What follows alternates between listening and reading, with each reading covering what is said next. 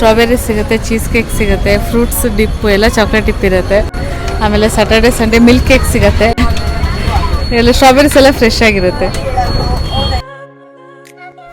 ಚಿಕ್ಕಮಗಳೂರಿನ ಈ ಪ್ಲೇಸ್ನ ಬಗ್ಗೆ ತಿಳಿಸ್ಕೊಡ್ತೀನಿ. ಸೊ ಅದಕ್ಕಿಂತ ಮುಂಚೆ ರೀಲ್ ಸೇವ್ ಮಾಡ್ಕೊಳ್ಳಿ ಮತ್ತೆ ಫಾಲೋ ಮಾಡ್ಕೊಳ್ಳಿ.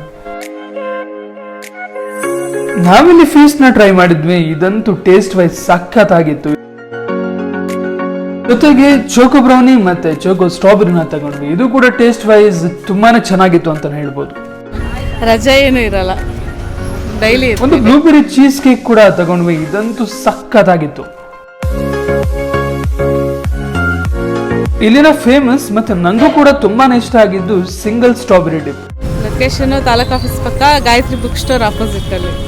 5:30 10 ತನಕ ಇರ್ತೀವಿ. ಈಗ ನಾವು ಮುಂದಿನ ವಿಡಿಯೋದಲ್ಲಿ ಇದೇ ರೀತಿ ಕಂಟೆಂಟ್ಸ್ಗಳು ಬೇಕು ಅಂತ ಹೇಳಿದ್ರೆ ಸೊ ಫಾಲೋ ಮಾಡೋದನ್ನ ಮರಿಬೇಡಿ.